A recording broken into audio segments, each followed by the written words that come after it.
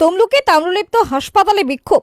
বারে বারে ঘুরে ময়না তদন্তের রিপোর্ট না পাওয়ায় হয়রানির মৃত্যুর পরিবারের পরিজনের। পূর্ব মেদিনীপুর জেলার তাম্রলিপ্ত গভর্নমেন্ট মেডিকেল কলেজে ময়না তদন্ত হওয়ার পরেই রিপোর্ট না পাওয়ায় সমস্যায় পড়েছে মৃত ব্যক্তির পরিবার পরিজনেরা।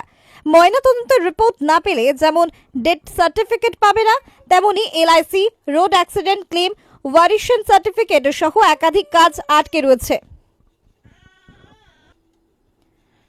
ময়না তদন্তের রিপোর্টের জন্য বারে বারে মেডিকেল কলেজে এসেও ঘুরে যেতে হচ্ছে আত্মীয় পরিজনদের।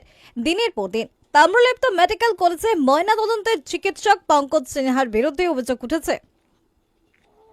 তিনি ময়না তদন্ত করলেও বেশ কয়েক মাস লেগে যাচ্ছে ময়না তদন্তের রিপোর্ট দিতে। ময়না তদন্ত করে চিকিৎসক বেরোলে চিকিৎসক পেছনে ধাওয়া করে মৃতর আত্মীয়রা। শুরু হয় বিক্ষোভ। অবশেষে চিকিৎসক জানান প্রিন্টার খারাপ থাকার কারণে রিপোর্ট প্রিন্ট করা যাচ্ছে না। এলাকায় উত্তেজনা। ঘটনাস্থলে তমলুক থানার পুলিশ।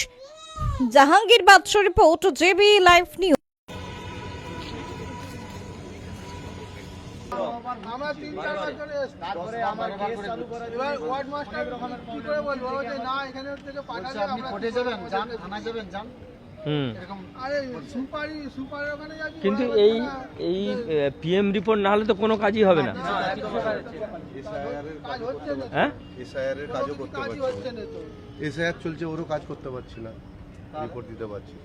আমরা গরিব ফ্যামিলি, বারবার ছুটছি, হ্যাঁ পয়সা খরচা করে এসে ঘুরে চলে যাচ্ছি। এখনো লিখে না, আপনারা চলে যান, ওখানে চলে যান, বারবার যখনই যাবো স্যার কোনো আমরা অর্ডার কপি সব কপি করে ওয়ার্ড মাস্টার রুমে দিতে যাচ্ছি, বলছে আর লিখে নেই তো আমরা কি করে দেবো।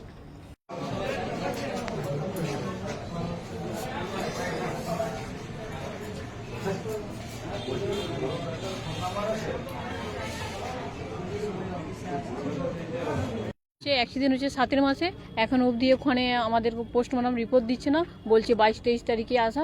সেই জন্য আমরা এসেছি, আমাদের কোনো কিছু দিচ্ছে না। আমরা এই নিয়ে 3-4 বার এসে ফিরেই গেছি, কোনো রিপোর্টই দিচ্ছে না আর কোনো বলছেও না, কিছু বলছে না। আমাদের এটা হচ্ছে আমাদের 7 মাসে হয়েছে, জুলাই মাসে। আজকে তো নভেম্বর। হ্যাঁ, তাহলে এখনো দিচ্ছে না। এখনো দিচ্ছে না। আমরা ভীষণ হ্যারাসমেন্ট পাচ্ছি, কোনো উত্তরও দিচ্ছে না। আমরা হ্যাঁ, আমাদের বাড়ি খেজুরিতে, আমরা এত দূর থেকে আসছি, আবার এত দূর থেকে আবার রাত্রে যাব, আমাদের ভীষণ প্রবলেম হচ্ছে, ভীষণ অসুবিধা হচ্ছে আমাদের। আপনার নাম? আমার নাম মধুমিতা দাস। যে এই পিএম নিতে গিয়ে কতটা হ্যারাস হতে হচ্ছে আপনাকে? খুব পরিমাণে হ্যারাস হচ্ছে। আজ 7 মাসের পিএম, আমরা এই মুহূর্তে 2-3 বার এসে ওনার সঙ্গে দেখা করেছি। ওয়ার্ড মাস্টার রুমে গিয়েছি, সুপারের সঙ্গে দেখা করেছি, ওনারা কোনো স্টেপ নেননি। ওনার আন্ডারেই তো এনারা আছেন, তো আমাদেরকে ডাইরেক্ট বলছেন যে এনার সঙ্গে যোগাযোগ করুন। ইনি তো কোনো কথাই বলতে চান না।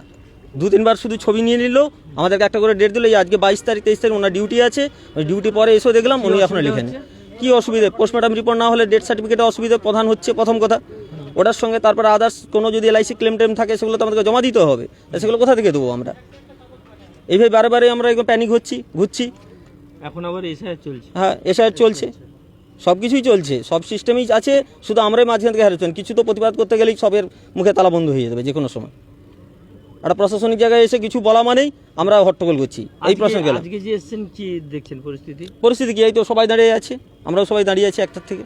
ওয়ার্ড মাস্টারের ওখানে কোনো উত্তর দিচ্ছে? কোনো উত্তর কোথা থেকে শুধু উত্তর পাবো? কাকে জিজ্ঞেস করবো?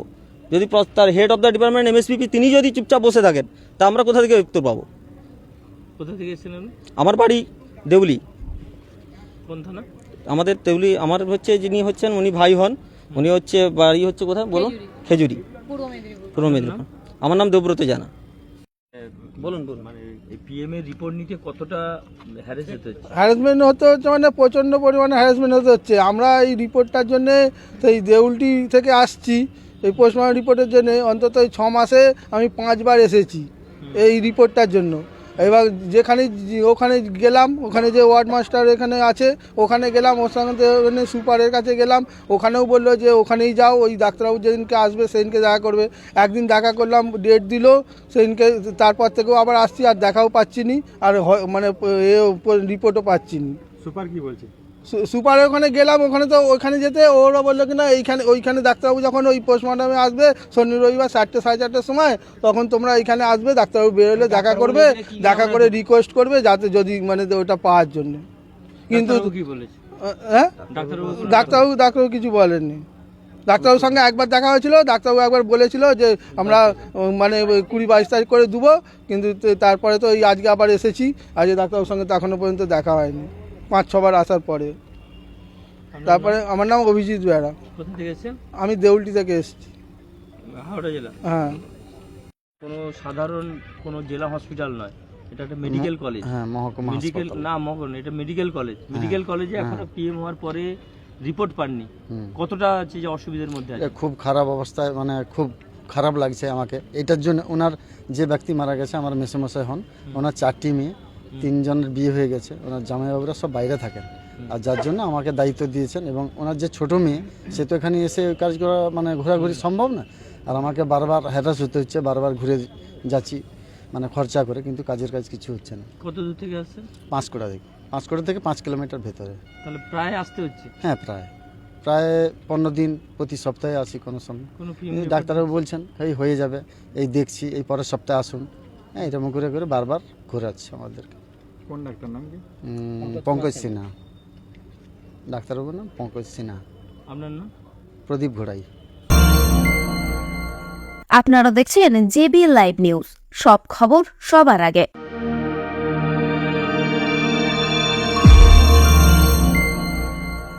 আপনারা দেখছেন জেবি লাইভ নিউজ, সব খবর সবার আগে। নিজেকে ও নিজের পরিবারকে হেলদি ও ফ্যাটলেস রাখতে চাইলে আজ থেকেই আপনার রান্নায় ব্যবহার করুন রাজা ভোজ 100% বিশুদ্ধ খাঁটি সরিষার তেল।